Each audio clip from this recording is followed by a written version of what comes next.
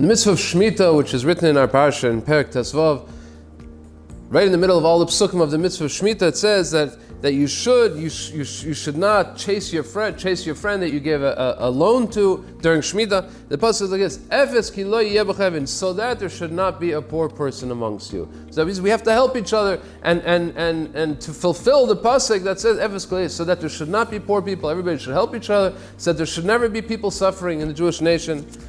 Rashi points out that there's a stira, there's a contradiction. The pasuk later on, pasuk Yud Aleph says, "Ki lo yechta levin mikarev haaretz." Over there, we're still talking about Shemitah, and it says over there that you should give loans, you shouldn't withhold the loans, you shouldn't say, "Oh, Shemitah's coming, I'm going to lose all my loans. If I give him a loan after Shemitah, I won't be able to collect it." No, give it to him. What? Ki lo yechta levin. There will never be a deficiency of poor people in the land. There will always be poor Jews. Ask Rashi. Over here it says there won't be poor Jews. A promise. Over here it says there will always be poor Jews. How do we reconcile the contradiction? Says Rashi. Rashi brings the teretz that when we do Hashem's will, when we perform Hashem's will, then Hashem will promise us that there won't be poor people. When we don't do Hashem's will, when we don't fulfill Hashem's will, then we'll be left with Ki lo yechta levin mikarev haaretz, so there'll always be poor people. The Gemara in Tainis brings these two psukim in reference to a story that happened with Rabbi Yochanan and Ilfa.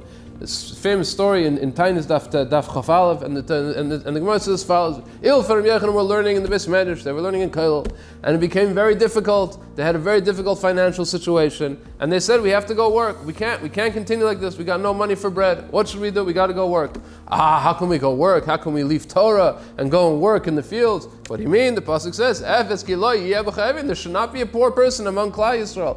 We got to go work so that we shouldn't chas v'sholom be a poor Jew. There can't be a poor Jew. They went to work. One day they're resting under a tree. The tree is not an unstable tree. It's a little weak, the tree. It's falling down. And Rabbi Yochanan hears two voices. One voice talking to the other.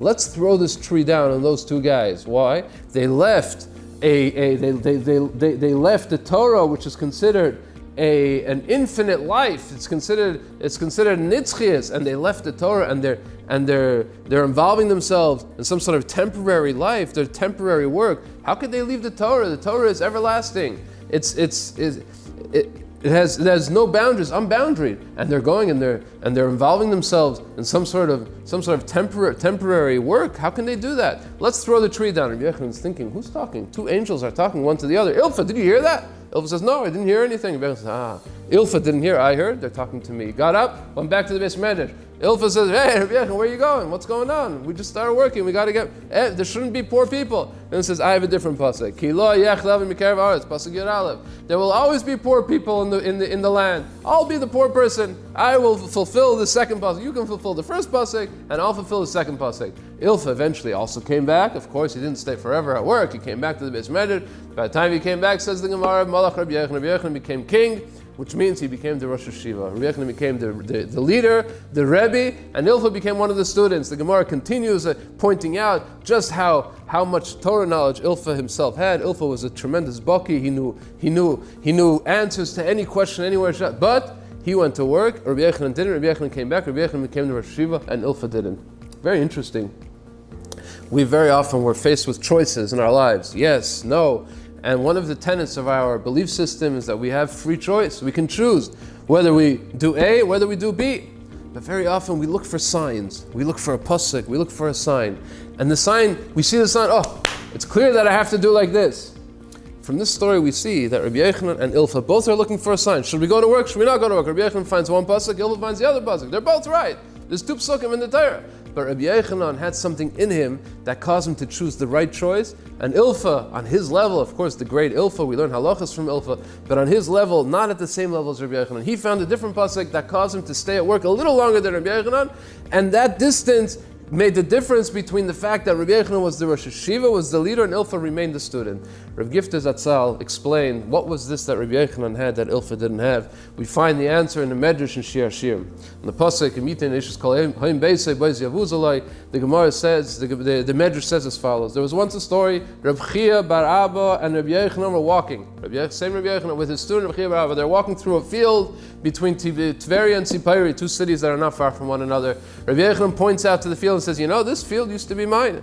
But then I sold the field. You know why I sold the field? I sold the field in order that I can be able to involve myself in Limud Torah, Lim Loi Bayraisa, so that I can involve myself, so I can toil in the Torah. Rav Gift used to say, to learn Torah, can learn Torah even if you own half of Manhattan. But if you want to toil in the Torah, if you want to be really an Ovid im loy l'oraisa, that's not possible if you own this real estate. So I sold it so that I can toil in the Torah. Okay. They go further. They pass a vineyard. They pass an olive orchard. And he says, all this used to be mine. All this, but I sold it. I sold it so that I can toil in Torah. Rabbi starts crying. So why are you crying? He says, you didn't leave anything for your old age. No pension, no nothing. You're sitting in Koil your whole life. What are you going to live off in your old age? Rabbi says, I don't understand. I sold something that Hashem created in 6 days, as the pasuk says, because Hashem created the world in 6 days. And I got something in return for selling my fields. So what did I get? I get to sit and learn Torah. Torah was created in 40 days, like Moshe Rabbeinu said, Arbaim Yom, Arbaim Laila. I was in the Shamayim for 40 days to learn Torah. I made a great deal. I sold something that cost $6. I got something that cost $40. Isn't that a great deal? End of story. The Medrash continues and says, when Rabbi Yochanan died, the entire generation, not one person, not a rabbi, not somebody who gave a hesped, the entire generation cried and used this pasuk to describe Rabbi Yochanan's love for Torah. If a person would give all the riches that he owns, everything that he owns, in compensation for to compensate for the love that Rabbi Yochanan loved the Torah, we would laugh at him. We would compare 50 cents to $1 billion. I want to give you 50 cents, you give me back $1 billion. That's what it's like. I'll give you my whole riches of my house. It's nothing. It's nothing in comparison to the love that Rabbi Yochanan had for Torah, which because of that love of Torah, he was able to sell all his fields, everything that he owned, in order to sit and learn Torah. Says Rabbi Gifter, once you have this love of Torah, Avas HaTorah, then the choice of Rabbi Yochanan and Ilfa, the fact that the angels are talking to Rabbi Yochanan, the fact that Rabbi Yochanan finds the right pasuk, and as opposed to Ilfa, who finds a different pasuk, or the angels are talking to Rabbi Yochanan, hears Ilfa doesn't hear that was because Rabbi Yochanan already worked on himself. He already had the Avas HaTorah. When a person has the proper midas and the proper direction and the proper attitude, then all the signs and all the psukim he'll find the right ones. May Hashem give us the power to be able to choose the right choices, to be able to find the right choices, to be able to go in the right direction and internalize the right values that will give us the proper direction to be able to make the proper choices. This has been a thought on Parashat. Good Shabbos.